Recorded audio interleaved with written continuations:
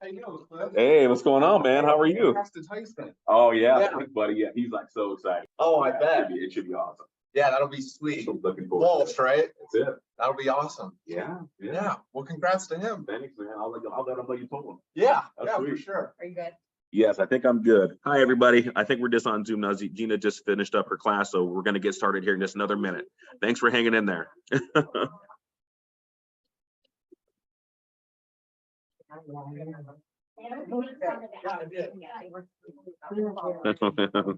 it going?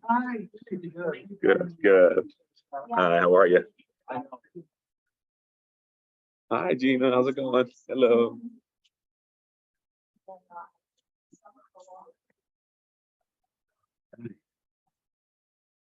How's it going? I'm doing good. How you doing? Sure. Everyone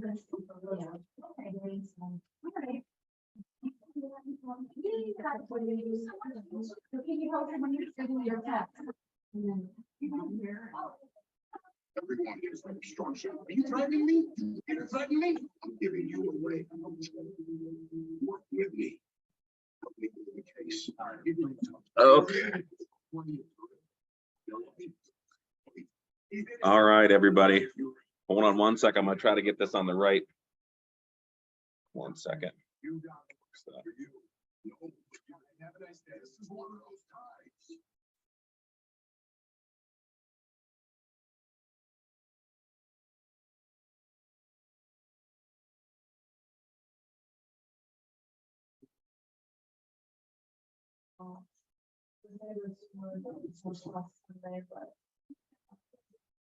Something that was going on when I heard it. I think the one that was the only opportunity so far. Have you been, are you part of the Viber channel? Yes. Did Gina add you to the showings text? Like for people that need showings done? Well, I think she probably waited slides have like shared kind of people see this because I've never done anything. So it's never been hard. Okay. And the same. Yeah. Got a lot of leads from it, so. Okay. Now let's see if I can do the share screen.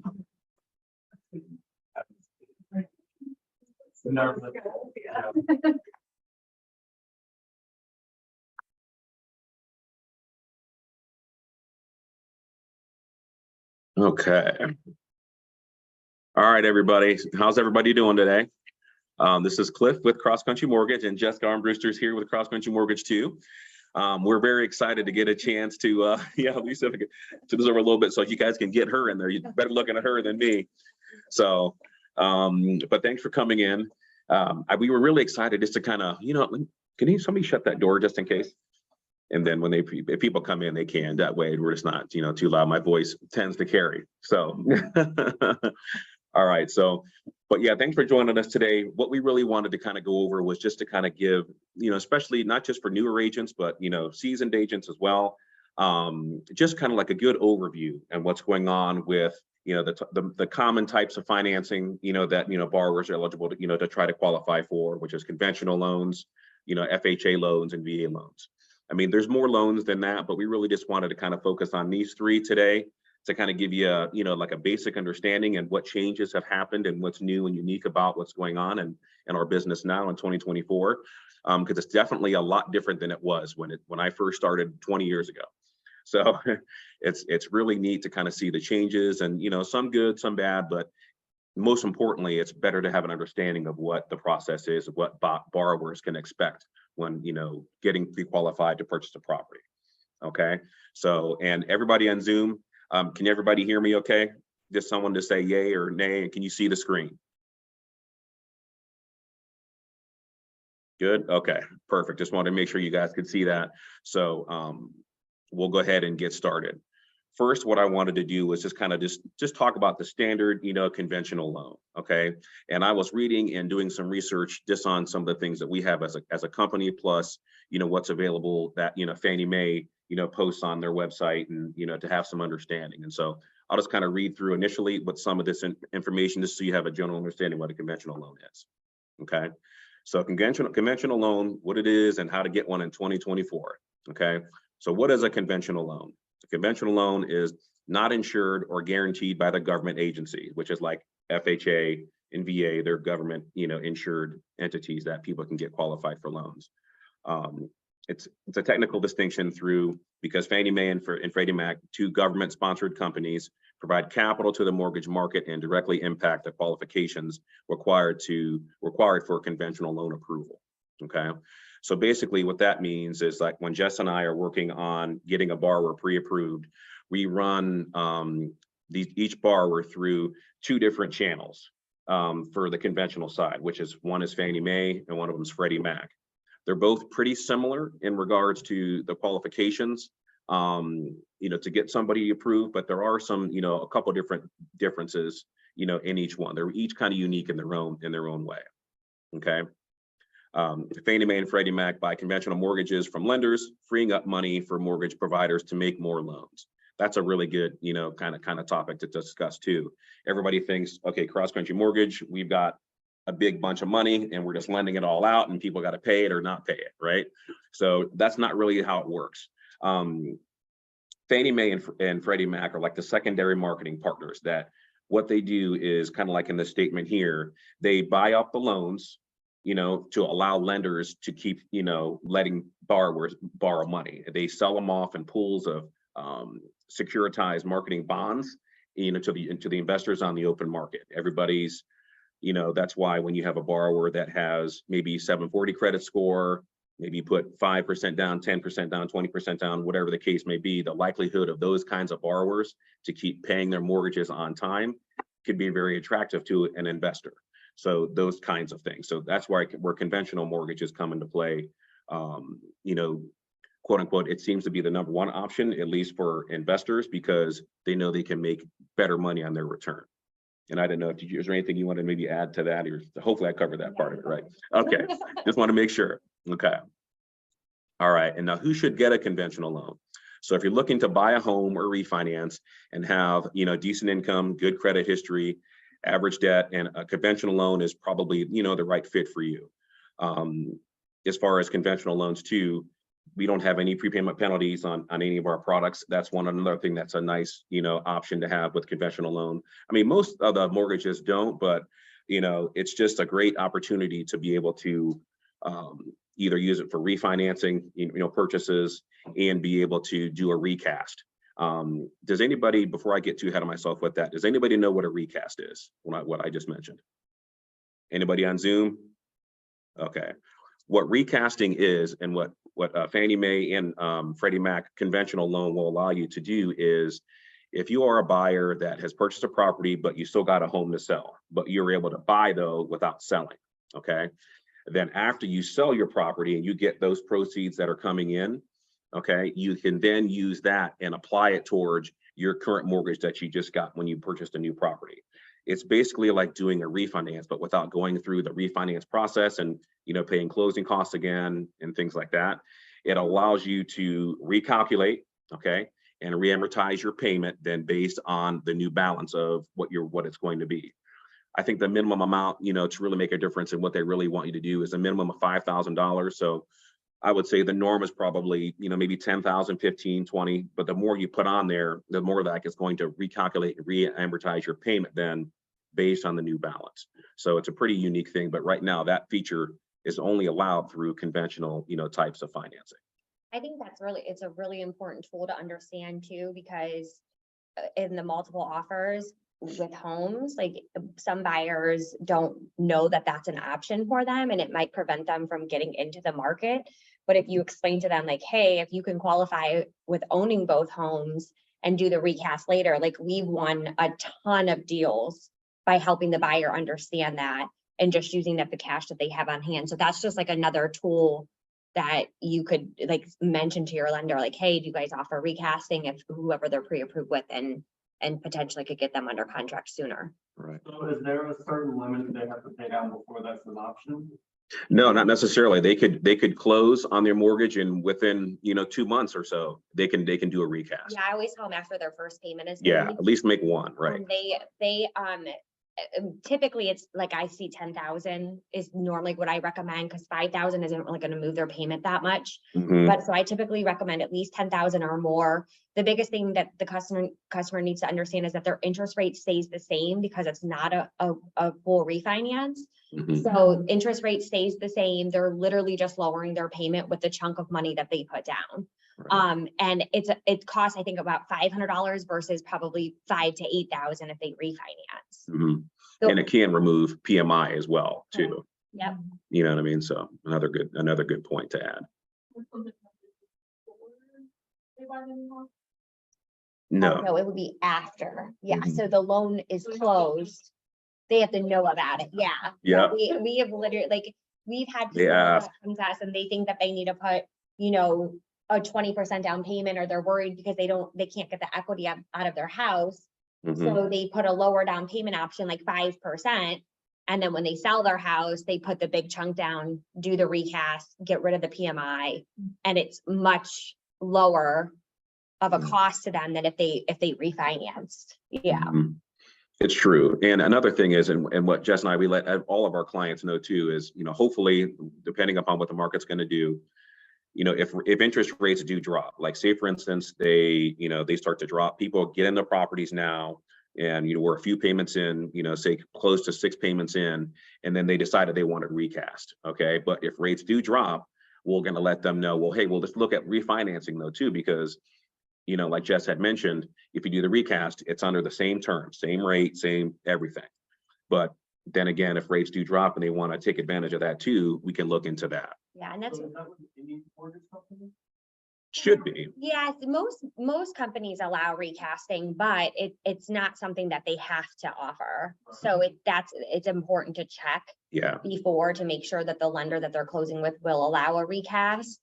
And then 2, it's also important that they're talking to a ethical lender, because I've seen some really bad things where people come to me and they were taking a higher interest rate by refinancing, where they could have just done the recast and the lender didn't tell them because they just wanted, the loan. Yeah. So I always recommend, again, like making sure they're talking to, like, they're getting their loan through somebody that is going to look out for their best interest in the long run, not just the initial transaction. Mhm. Is Yeah. there a way to know who will end up with a loan, if they'll be able to recast or not while they're buying the home?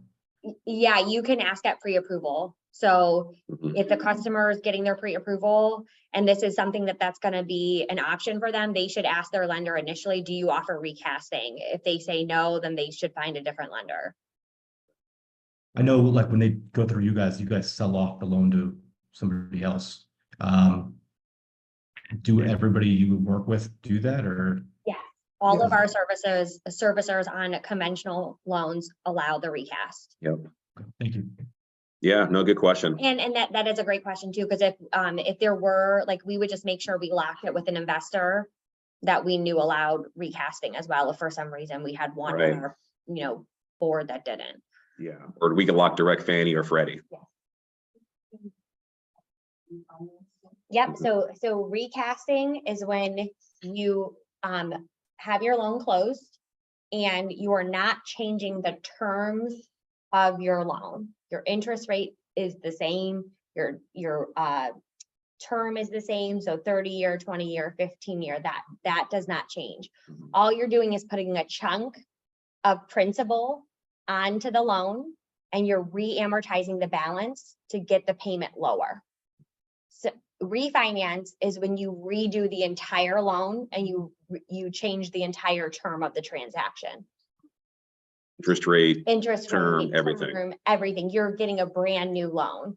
Where recast, your loan is staying the same, you're just lowering the payment by putting a chunk down. Right. And you don't have to recast. You can do a big chunk of principal. Like I also explained this to the customers too. You can say they're putting $100,000 down and they don't want to do a recast and keep the payment the same, then they're just going to pay the loan off quicker. So I will tell them that too. Like, if you're comfortable with this payment, just keep paying it, because now you've cut off X amount of years on Right. your mortgage by just keeping the payment the same. And that's a good point too, because like we mentioned too, there's no prepayment penalty. So however you pay it, if you want to accelerate that term, I mean, because basically making one full payment a year shaves off, I think it was just a hair over what, 7 years, something like that. You know what I mean? So that's like the typical, like if you just make one full extra payment a year on top of your normal payments, okay? That's when you're starting to see the amortization start to come down on like a 30-year type of a term. Same as like if a borrower wanted to do bi-weekly payments. It's the same type of thing. It's what it adds up to each year, is one full payment extra a year. And it's nice because it helps snowball it, especially on any kind of financing, especially a 30-year note. The bulk of the interest is paid up front. You know, I mean, Uncle Sam's going to get his money first before he start to see really any principal reduction. So, but that helps kind of alleviate that. It kind of speeds up that process some.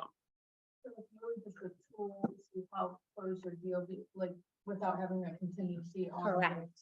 Correct. Yes, you got it. Yep. Yeah. And a lot of, Yep. and I actually use this tool in place of bridge loans a lot, because Mhm. they're paying closing costs on a bridge loan.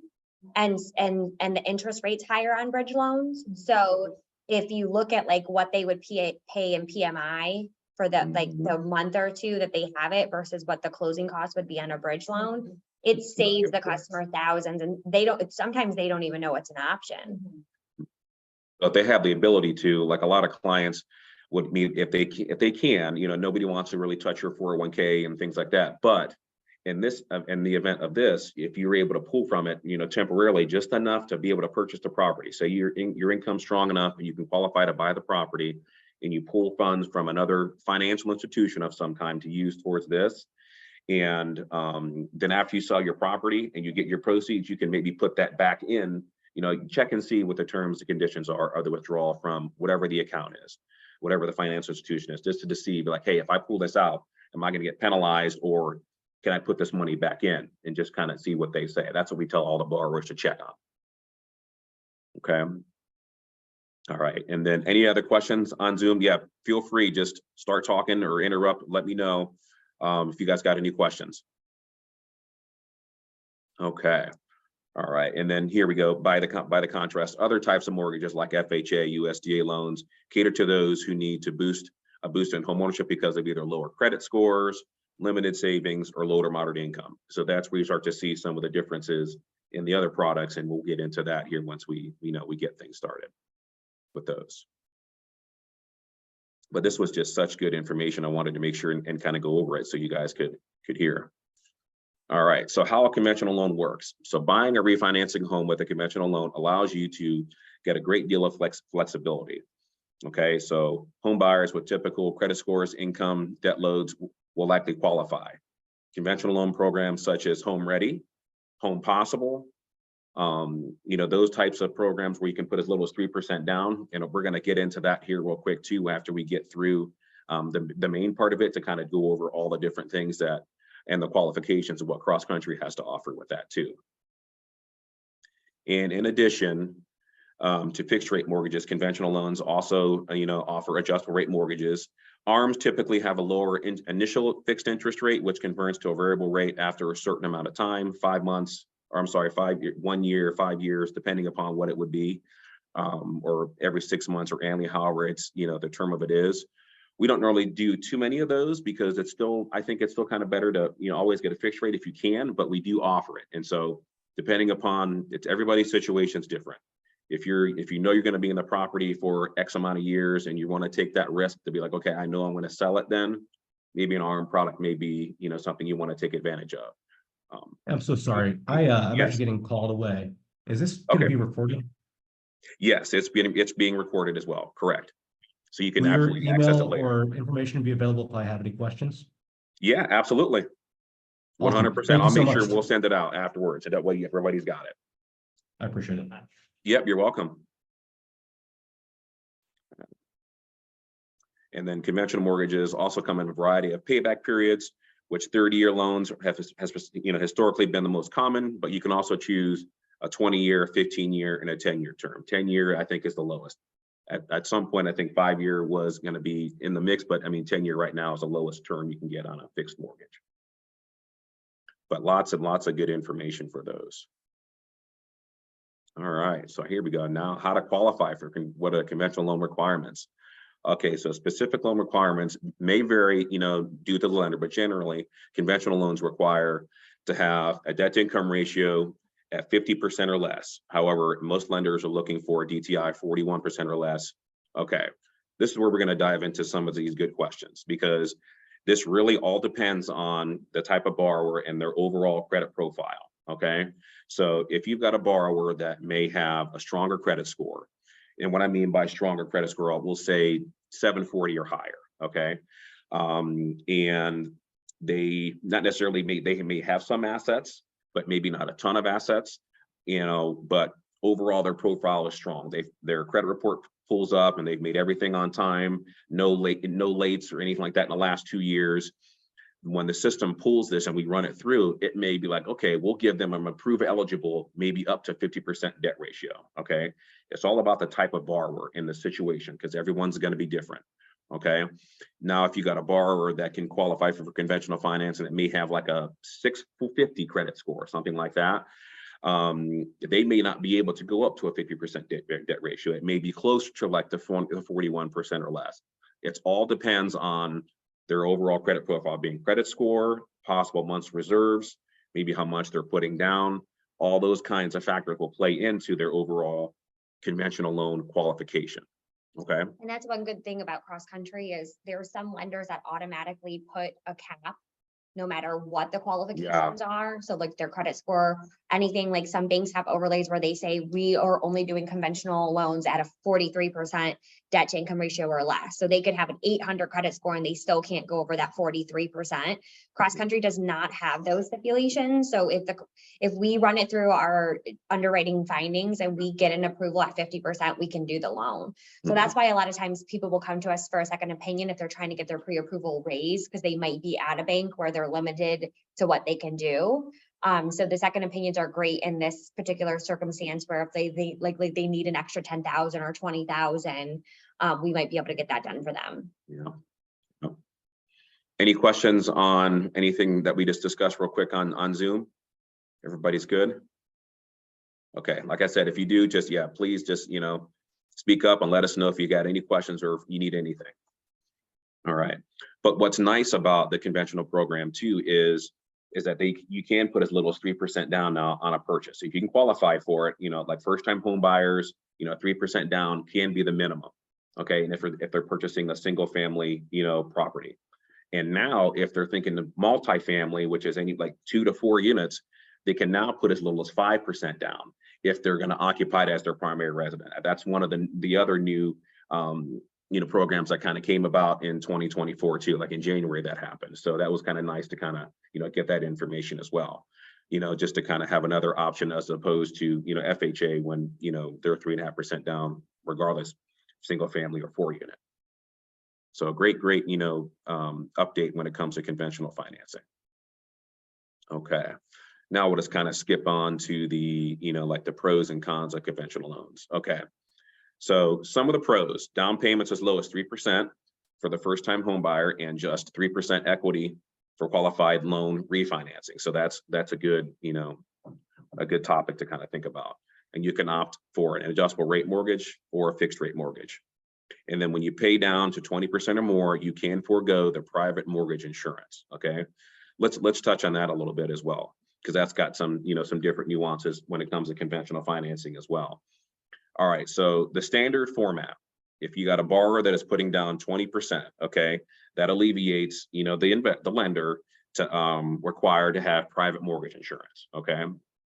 But that's not the only time where you can put an amount down and not have private mortgage insurance. There are options where you can do a lender paid PMI option.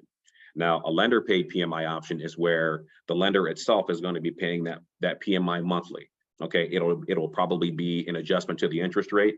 Like say, for an example, if rates are say 6%, but you wanted to do the lender paid PMI option with only putting down say like 5%, your interest rate may be 6.875. Okay, but then you won't have any monthly PMI.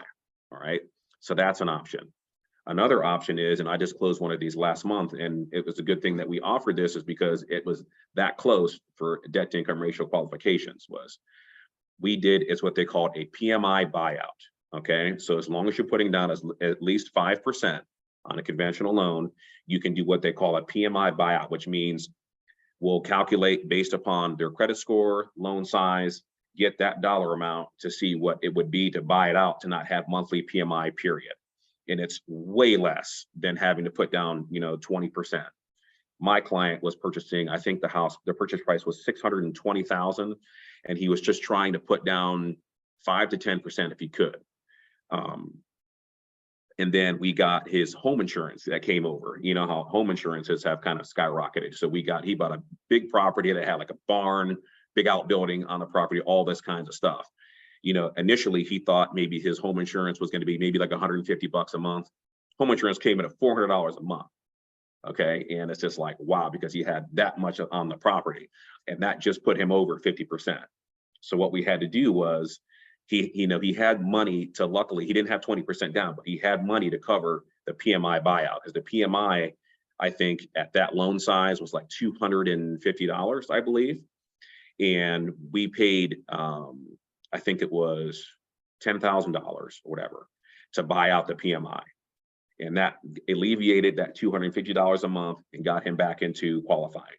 It's those kinds of things is where, what CrossCountry offers to make sure that these buyers are going to be in the best situation financially possible, and explain to them what each and every part of the program can do, for their situation.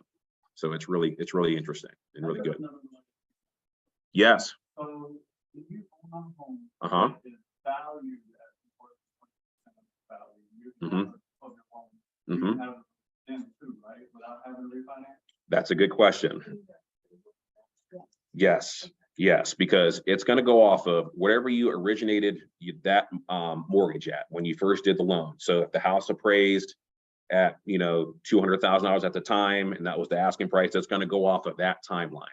The only way to kind of have that accelerated is if you basically refinance and change the deal, which a lot of people do.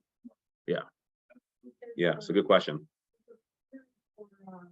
Buying out the PMI, is that just essentially paying for it upfront? That's exactly what it is. So you're still paying. You're still paying for it. It's just, if you're able to pay for it up month, it just doesn't hurt you on the back end Right. monthly as far as the PMI factor of it. And we have That rate, the ratio. Yeah. Exactly. And we have a promotion right now too for it's called Buy by PMI. So if they put 15% down and they're over a 740 credit score and under, I think it's a 43% debt to income ratio, they can put 15% down and not have the higher interest rate like the normal program, because it's a promotion. So I've actually had a lot of customers utilize it. It is a niche product because the customer has to be like well qualified, but I've had people, instead of having to ask for closing costs, they do the 15% down and then they use the other 5% for closing that they originally would have, Yeah. so they're getting out of the PMI too. So it's one of our top programs right now. We have that, and then the Smart Start with 3% down. So if they're under the area income limits, they get a 2% grant. Yeah, up to $5,000. Yeah. Interest rates not higher, like anything. We have some good. 5,200, I think. Yeah. 5,250 to be exact. So yeah, so get lots of good information. And that's all with conventional financing. Okay. All right, but here, just to kind of finish up. All right, so available as jumbo loans for purchase for higher priced properties. I'm going to go over the new loan limits and everything, for conventional financing here as well too. Flexible terms are available for first-time home buyers and Native Americans. Can also finance home renovations, energy efficient improvements, and purchase manufactured homes, those kinds of things.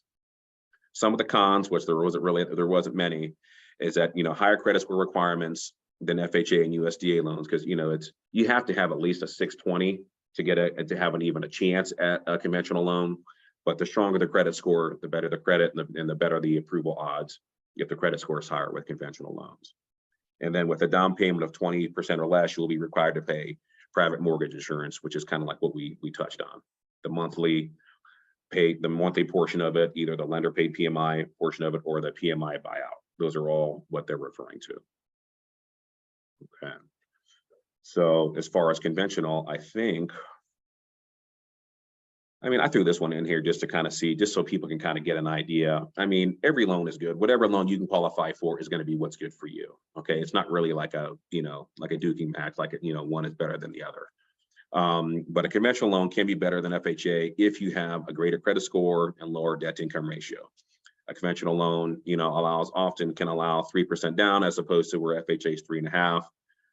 It can also be an easier way to cancel your mortgage insurance on a conventional loan than with an FHA loan. Those are really the biggest, kinds of differences, other than we can get into, appraisals and things like that. We can get into that too. And once we get done here, but, just to kind of have like a apples to apples comparison, those are really the biggest differences between the two. So any other questions before we move on? Everybody's good? Okay, Zoom, everybody's good? Okay. And that's sometimes real quick, I'll just throw that in there. Like, Yeah. I think one of the biggest questions we get from our agents when we do pre-approve an FHA is, can they go conventional? Yeah, And it's yeah, like, we already look at that up front, Yeah. when we're evaluating their financial profile, like what is going to be the best loan for them. mhm, So it's sometimes we just can't because they have a lower credit score, or they want to put 3% down and their credit's at like a 650 and they just can't go that low. mhm. Off of that, then since I'm like super new. Yeah. You Yeah, guys like provide the options of both if you're doing a pre-approval process? Absolutely. Okay. That's what we do. Yeah. Yeah, when we do our pre-approval, we look at every loan program that's going to be the best fit for the client. Right. Yeah, we're not just gonna be like, some places that are out there, whatever they're just working on, whatever they think is gonna be the best deal for them, that's all they go with. They don't go over the option because they don't know. It may not be the best one for them. Maybe the best for you, but not for them. Pre-approved for conventional loan, like they Yeah. specify. Yeah. Yeah, we give them all their options. Yep. Goes through every one of them.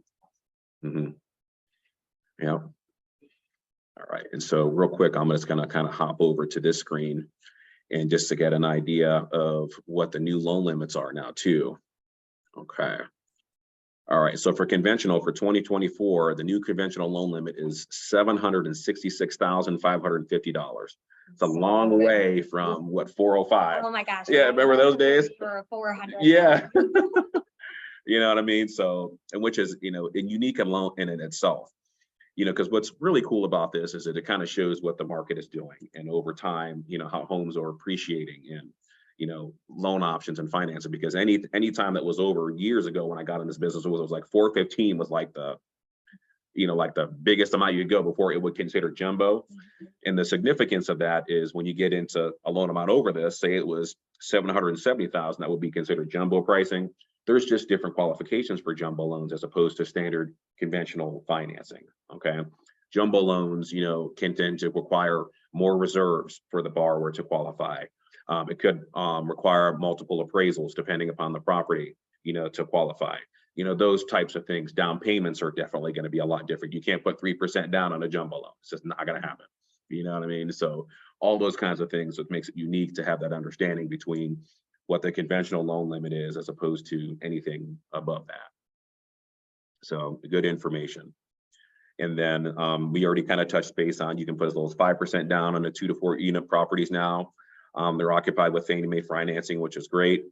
And then like Jess had mentioned, we check especially all of our first time home buyers, that are putting as a 3 to 5% down.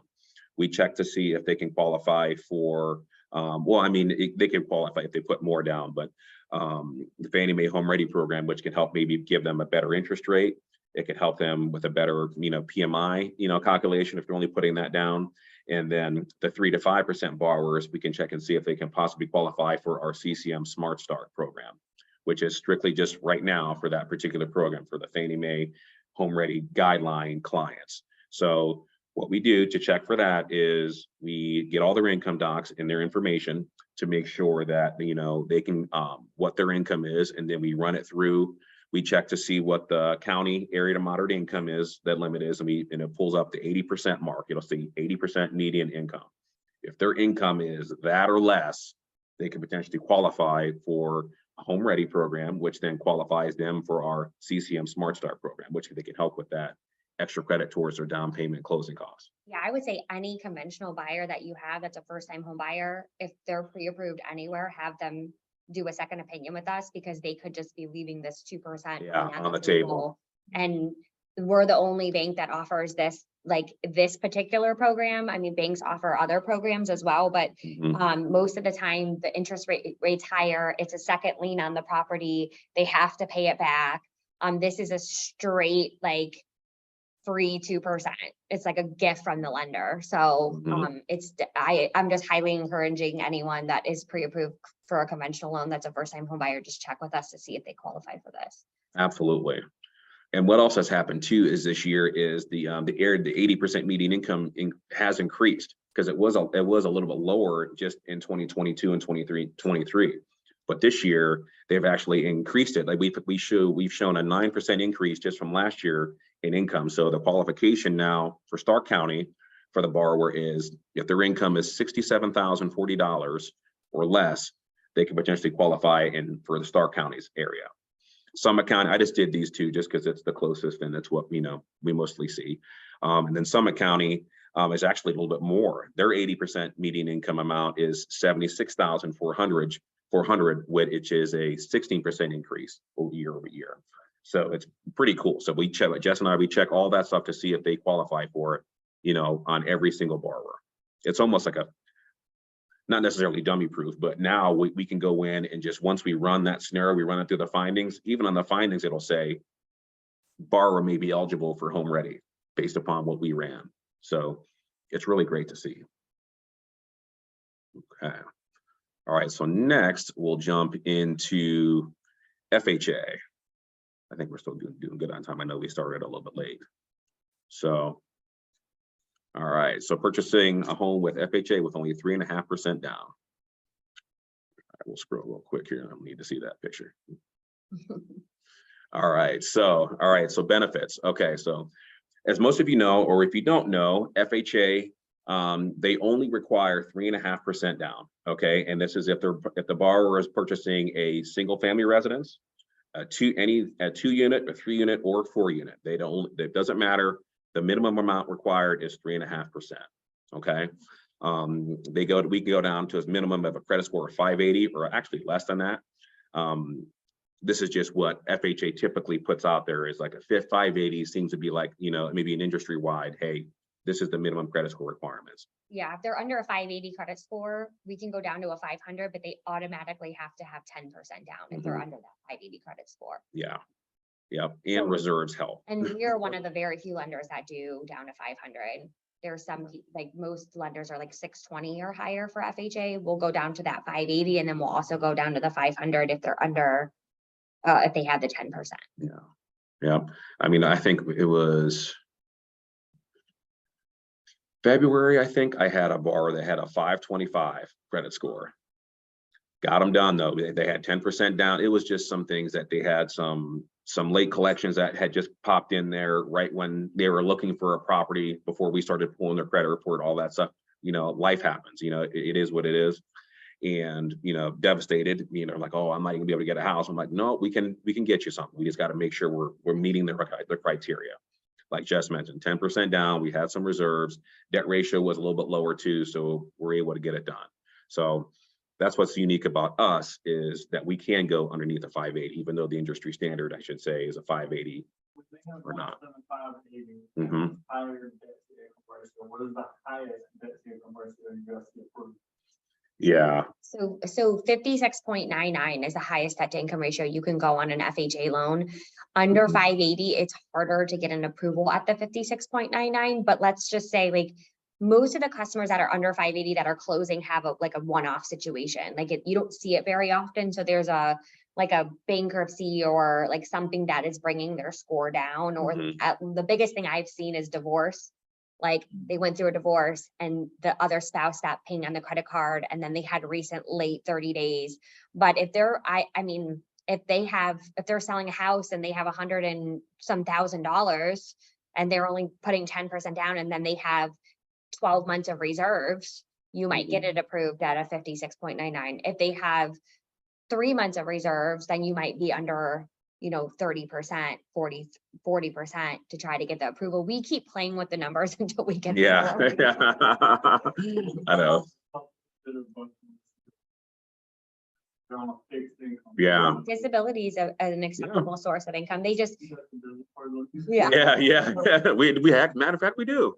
Yeah. But yeah, I mean, as long as they got income, you know, and it's the disability income, that's a good point. As long as there's a 3-year continuance of it, anything that's like fixed income, Social Security, VA disability, you know, those types of income, we look at to see what it is per month that they're receiving. Okay. And if there's a 3-year continuance of it, if they need child support, even, you know, alimony, all those kinds of things, we look to see how long they've received it. Okay. What that amount is, and is there a 3-year continuance of it? And as long as that meets that criteria, you can absolutely use that income to help qualify. Yeah, the biggest thing that underwriters are looking for is the income stable? And those are the things that they use to say, okay, Right. yes, this is stable because you are going to continue to receive it for 3 years. Or like, even like if you're part-time, how long have you been part-time for? Have you been receiving part-time income for a couple of years? Like, those are the things that make it look stable. If we can prove to the underwriter that the income's stable based on these criteria, you have a strong case of getting the application approved. And you can Right. always use the rental or rental payments as well for that as, can't you? Yeah. Yeah, you can't. Rental income is very tricky. It depends on where the rental income is coming from. Have you owned the property? Do you claim it on your taxes? Are you departing your residence and you need rental income? Are you Right. buying a duplex and you're using the rental income from the other side? And then each case is like changes the qualifications, but that's a great question. Yeah. But yeah, absolutely. And real quick, back to here, it says on FHA loans too, the seller can contribute up to 6%. That's what's nice too, no matter what they put down. And just to kind of, you know, bounce back just for a second to conventional financing, and Jess and I, we can even supply you with a nice sheet that has all of these on it, because you want to keep, especially when you're out there with your buyers, you want to make sure you know on every transaction, if you're going to be getting seller concessions, okay, you need to know the tier, especially with like conventional financing. So if you're only putting down on a conventional loan 3 to 5%, okay, the max seller contribution that you can receive, that the borrower can receive, is 3%, okay? And if they're putting at least 10% down on a conventional loan, then that bumps up. It bumps up to they can now receive 6%, kind of like what FHA, you know, allows. And then if they're putting even more than that down, I think it's like if they're putting 25% down, they can actually receive up to 9% in seller concessions. And that's all based on the purchase price. So that percentage is based off the purchase price. So when you're out there with your buyers and you're, you know, putting an offer in and you're working on a deal and they're wanting and selling concessions and they're going to accept it, make sure you stay within that guidelines, because and know your percentages, because you don't want to say, oh yeah, we're going to get them 10 grand in closing costs, and then the max they only can get is 5. You know what I mean? You're going to have people pissed off. So yeah, no problem, Chad. And so, but those kinds of things where you just refer to, you know, to Jess and I about those questions, and we'll talk to the borrowers and we'll educate you guys and make sure everybody's in the right situation for that. And as newer agents, you know, I always advise, you should know if your customer needs closing costs or not. Because most first-time home buyers need them. So like, if you haven't heard from the lender instructing that they need closing costs, that is a conversation when you're writing the contract, I would absolutely have with the client. 100%. Do you have enough funds to cover your down payment, your closing costs, your taxes on the property, your insurance, or do you need to ask the seller to assist with that? Because we've had so many times where the buyer was with a different lender that didn't go over that kind of stuff with them. And then they got under contract and they're like, oh, wait, I need $10,000 to close.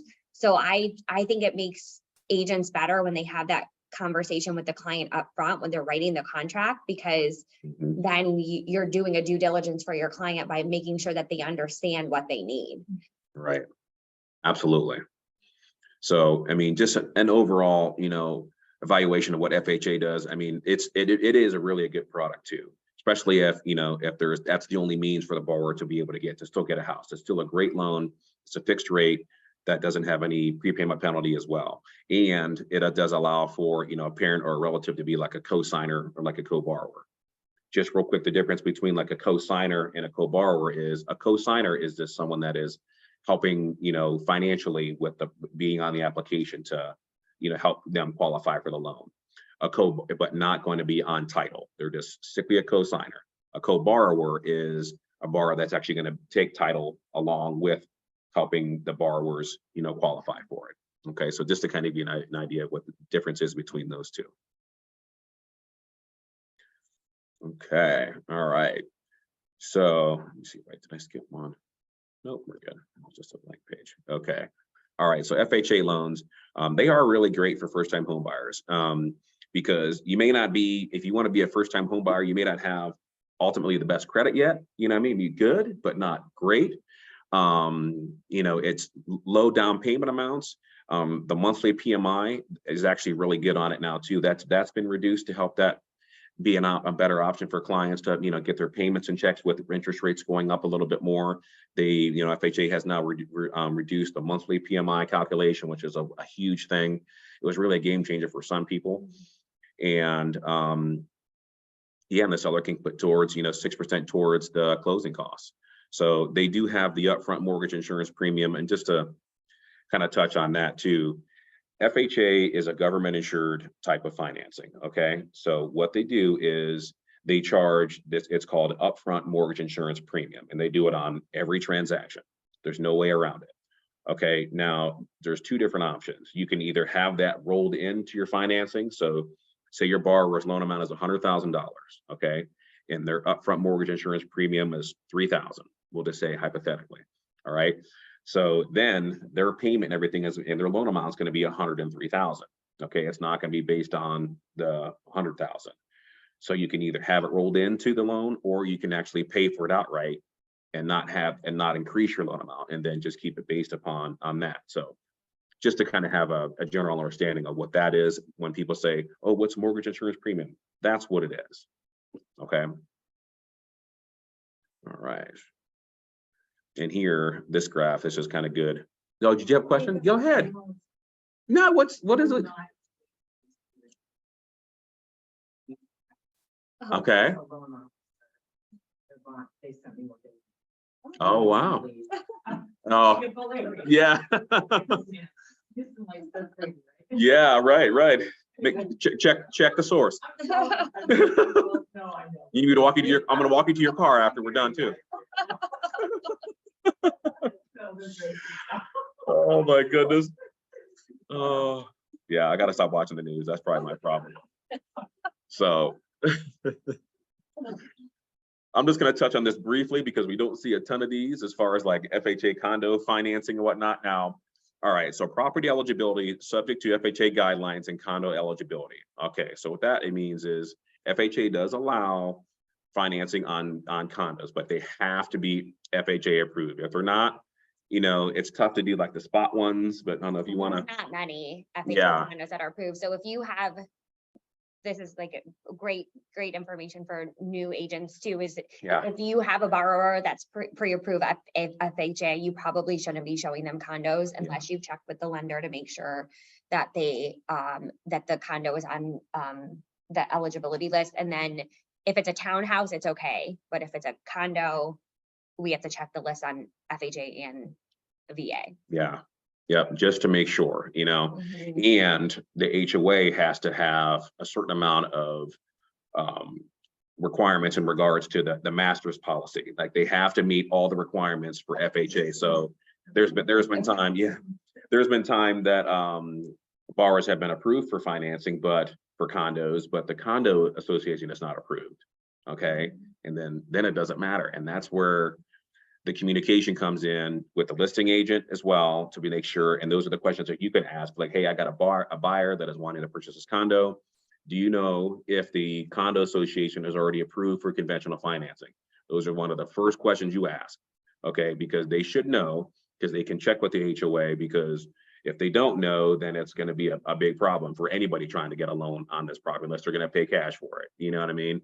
All those kinds of things. So just something to kind of, think of when it comes to condos, to remember to ask that. Okay. Yeah, let's jump to VA. I was going to do it real quick. Everything else was. All right, so we're gonna jump to VA here real quick, guys. I know we're getting a little bit, short on time, so we'll just try to touch base with it. And all of this information I have available to, email you if you want to use it as a resource or anything like that too. So, all right, so VA loans. Okay, the other government insured type of financing. Okay, so what is a VA loan? A VA loan is a guaranteed benefit provided by the U.S. Department of Veterans Affairs, okay? Part of the Servicemen's Readjustment Act of the 1944 GI Bill to help soldiers returning from war or World War II re-enter civilian life for primary residence or streamline refinance of their primary residence. So that's one good point is VA loans. It's strictly just for primary residence, but you can get a VA loan as a purchase or as a refinance as well.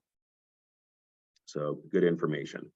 So VA loans are not just for veterans, but there's the but here. Active duty service members, National Guard Reserve members, and qualified surviving spouses of veterans. That's what we really like to make sure and discuss. But like, hey, as long as you have that affiliation, you can qualify for a VA loan. We order what's called a certificate of eligibility to see, to make sure that the veteran has benefits.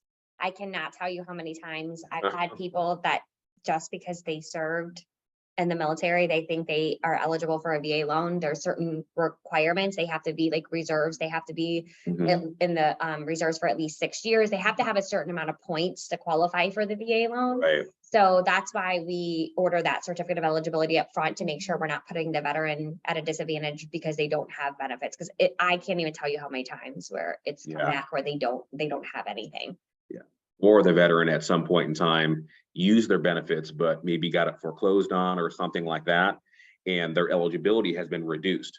Like Jess said, well, that's one of the things that we check immediately is if they don't have their certificate of eligibility, it's a lot easier to get it now. We can order it kind of for them, but normally they have to have at least their DD-214 like discharge form, to show what their eligibility might look like. But we run it through and it'll tell us what their entitlement is. Okay, do they have eligibility left or do they not?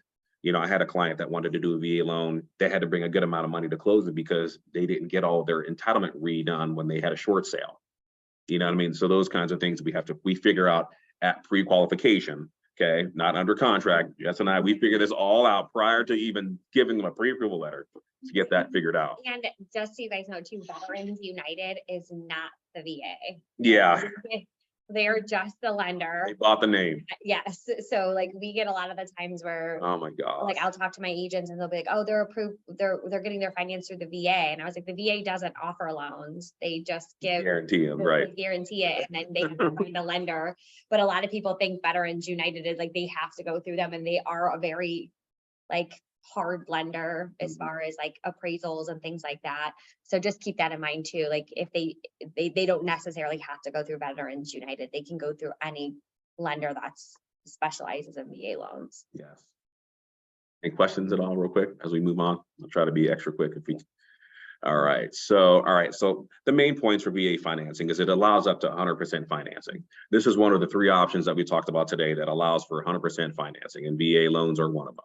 So, I mean, that is a great, benefit for, veterans to take advantage of, depending upon what kind of price range they're wanting to do, and 100% financing. And there's also no monthly PMI. So that's another big benefit to VA loans. Now, one similarity that VA loans have to like FHA loans is they have, how FHA had the upfront mortgage insurance premium. Okay. VA loans have what they call the VA funding fee. Okay, that acts just like it. It basically goes on top of their base loan amount, or you can pay it up front. Okay, now that's all based on the veteran's disability entitlement that they receive if they get any kind of disability. So, say for instance, if the veteran gets more than say 25% disability from the VA, they may be completely exempt from having to pay that VA funding fee. Okay, so if there is a certain disability, which is I believe is 25% or more, they don't have to pay that funding fee. But some veterans, aren't, and everything was good, thank God, and they came back and they didn't have any disabilities or anything like that. They may not be entitled to that credit. Yeah, the easiest way I like to explain it is to think about it this way. So the loans that are backed by the government, FHA and VA, they're charged a fee, either by the funding fee or the upfront mortgage insurance. That's the negative, but the positive is that they are working with lower credit scores and higher debt to income ratios. So there's always like the pros and cons, where conventional, they have stricter guidelines, higher credit scores, lower debt to income ratios, but they don't have that funding fee. Right. That's the easiest way to kind of think of, like, if you know you're going government, you know you're gonna have the upfront fee. If you go conventional, you won't. Yeah, that's a good way to explain it. I mean, because like she had mentioned too, the differences. Because VA, their biggest thing when it comes to like qualifying too, because they're not really credit score driven, it's actually residual income kind of driven as well. So what I mean by that is what the veteran has after all of their bills are paid. So say for instance, they've got car loan, credit card, and they got their house payment we're factoring in. What amount of funds do they have left over after all of those bills are paid? If they have any, childcare, if they would have to pay for their children or something like that, all those things get factored into that debt bubble. And then they see how much money they have left after their bills are paid. That's where they go off of too, is what their residual income calculation is, because it has to be a certain amount too, depending upon how big the family size is. So we look at all those kinds of qualifications, because you may be able to get a borrower that's got a 550 credit score, but has a really low VA residual or a very high residual income after all his bills are paid, and get an approval. You just never know. So it's all based on, each borrower is going to be different. Okay. So, but really the main thing is too, for VA loans, their contribution, no matter if they're putting 100% financing, nothing down, or 20% down if they want to, they can get up to 4% in seller concessions. So that's the other percentage to remember when you're out there with your buyers. They can get up to 4%, regardless of what they put down. And a couple of quick things too is VA. There's a couple inspections that the VA does require. Obviously most VA loans, or all VA loans really, will have to require an appraisal, to kind of like FHA and conventionals in most cases. But the VA also does require a pest inspection. Now that's really the only of the three that require that particular inspection. That's just something a VA thing. It's what they've always done.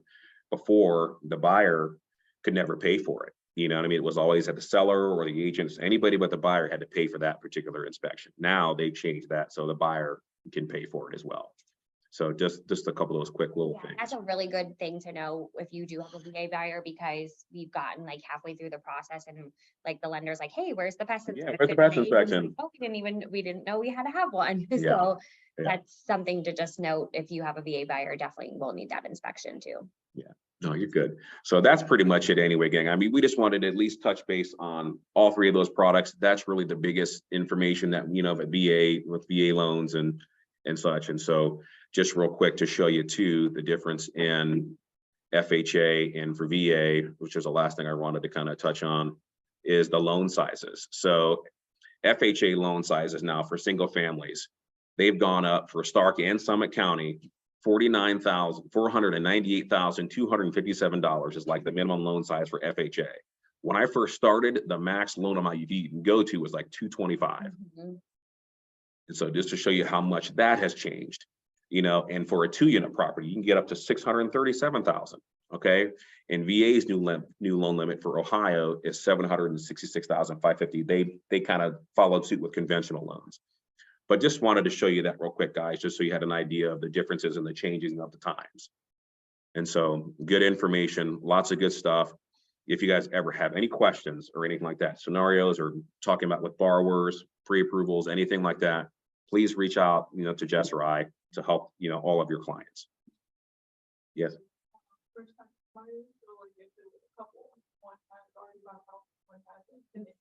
Absolutely. Yeah. Just needs to be one. Needs to be one. Yeah, I have a couple right now doing that. Yeah. He got his first house through me, and Good now question. he's getting married, and they can do the 3% down because she's never bought a house before.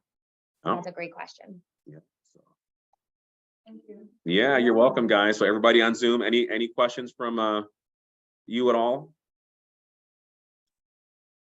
Everybody good? All right. If not, please feel free to reach out. Like I said, we can get you any of this information that we discussed today. If you have any questions, and enjoy the rest of your day. All right. What's that? Yeah, everything that I had on the screen, I have. Oh, yes, I'll send that to you. Yep. Concessions, yeah. Yeah, I got a whole thing. We'll send it to you. Yeah. Yeah. Yep. If you haven't signed up on, have you guys signed up on Total Expert yet? No. Thanks, guys. Oh my gosh, okay. So if you guys want to get signed up on Total Expert, it's a marketing